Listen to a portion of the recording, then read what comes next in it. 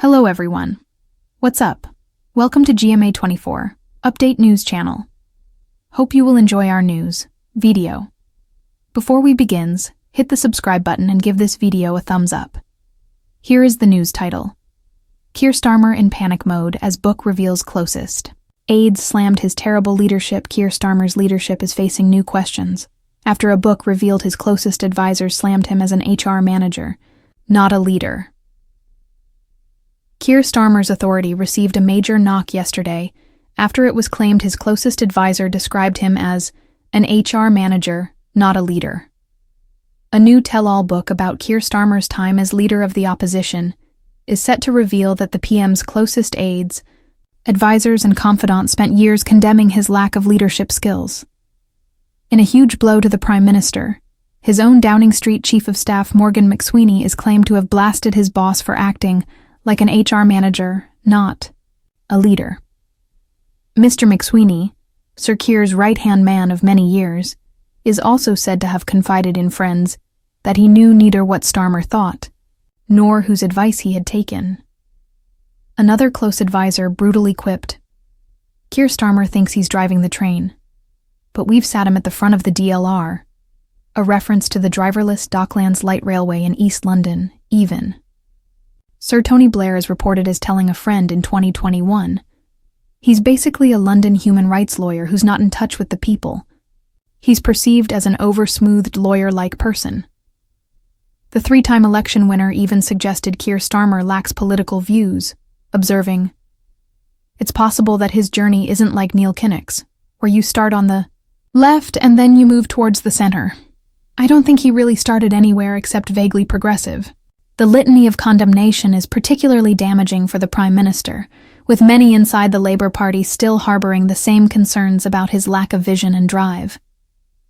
The book by journalists Patrick Maguire and Gabriel Pogrund, entitled Get In, also reveals the huge rift sparked between the Prime Minister and his deputy Angela Rayner after Sir Keir sacked her as Labour's campaign chief following the disastrous Hartlepool by-election.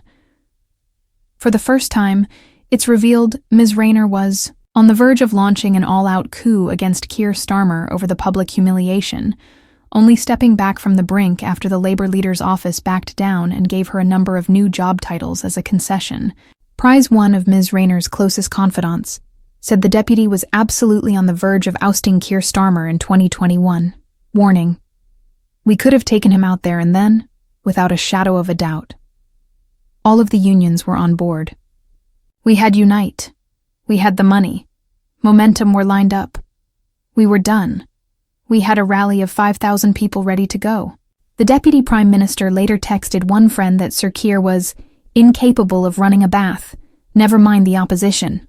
A former Labour MP has now told the Daily Express that the criticisms leveled at Sir Keir by those quoted in the book are absolutely spot on, adding it underlines just how precarious the Prime Minister's position really is. While Keir Starmer wanted to become Labour leader for years under Jeremy Corbyn's leadership, the book claims he was too disinterested in the campaign to chair his own leadership team meetings. He comes under fire for failing to articulate a political vision, instead being more interested in the tedious bureaucratic process of trade union rules, election rules, and financial reporting. The scenes, played out at the family home of close ally Baroness Chapman, also saw Sir Keir so reluctant to explain his father's job as a toolmaker that MP Nick Smith blasted. "Most people don't know what a lathe is, Keir, so you're going to have to explain."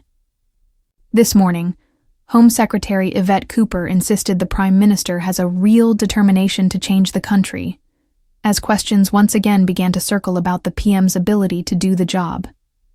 She told Laura Quinsberg, "I think what you see in Keir Starmer is a real determination to change the country. It's why he set out the plan for change with clear action, clear things that he's determined to change for the country. What I think he stands for most is actually respect and hard work, and making the country work for working people." However, a senior Conservative source told the Daily Express that the revelations confirm the attack line Kemi Badenoch has been advancing at recent Prime Minister's questions. They warned, "As Prime Minister, Keir Starmer has consistently misjudged the public mood, prioritizing the dull, unambitious solution over what's really needed. Not all political attacks stick, but even his own chief of staff agrees with Kemi that Starmer is a lawyer, not a leader.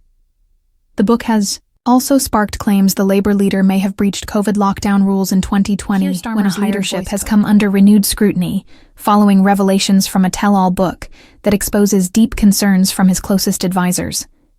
Described as an HR manager, not a leader, Starmer's ability to inspire and drive the Labour Party forward is now in question.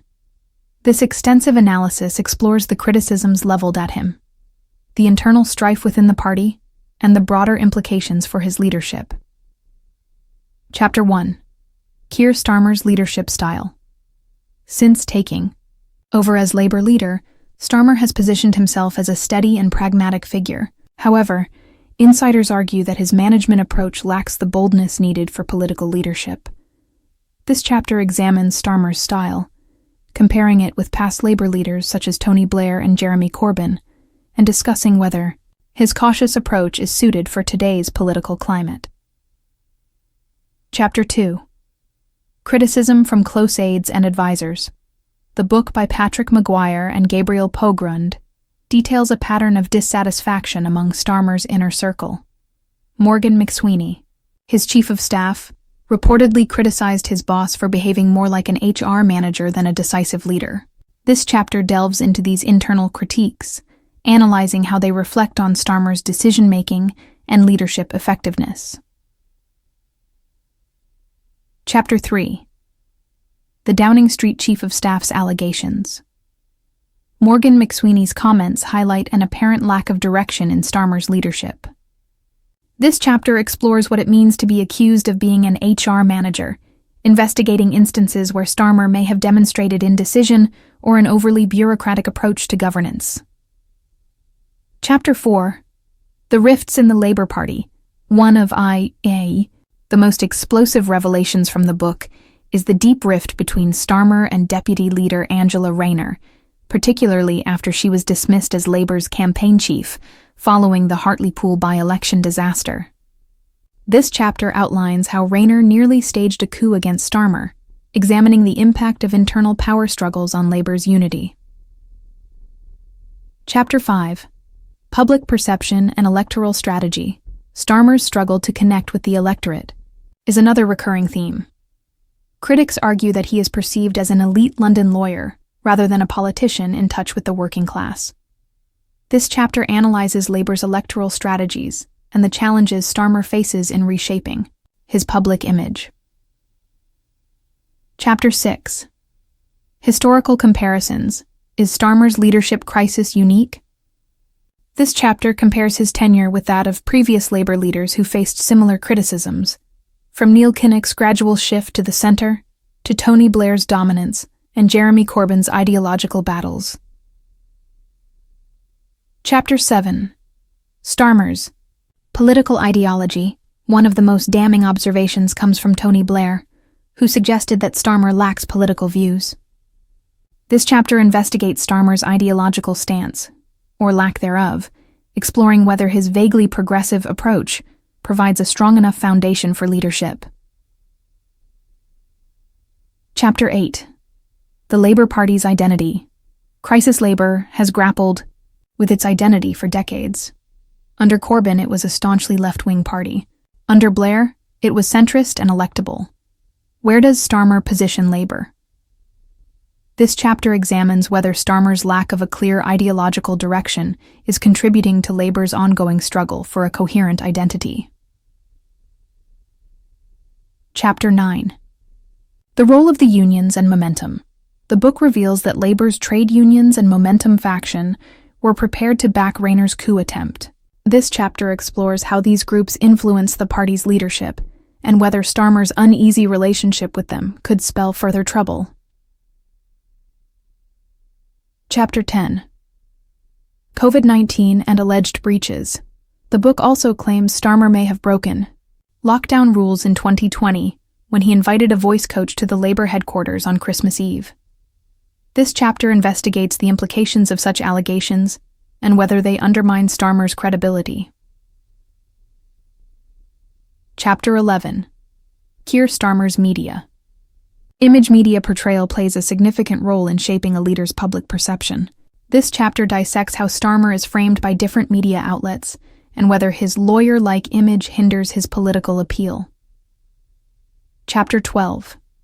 Leadership in Crisis. Key moments. From Brexit to internal party conflicts, Starmer has faced multiple crises. This chapter evaluates his responses to major political challenges, questioning whether he has demonstrated the resilience and vision required for national leadership. Chapter 13. The future of Keir Starmer's leadership, with an election on the horizon and Labour's position still uncertain. This chapter speculates on Starmer's future. Can he recover from these damaging revelations? What changes must he make to solidify his leadership? The criticisms against Keir Starmer present a significant challenge to his authority and leadership. While his cautious approach has helped stabilizing Labour after Corbyn's tenure, it remains to be seen whether he can transform his image from a bureaucratic manager into a bold leader capable of winning elections. The coming months will be crucial in determining whether he can turn the tide or if Labour will once again face internal rebellion. So what do you guys think about this update? Let me know in the comment below. If you like my video, please press like button and subscribe for more. Hope I'll see you in next video.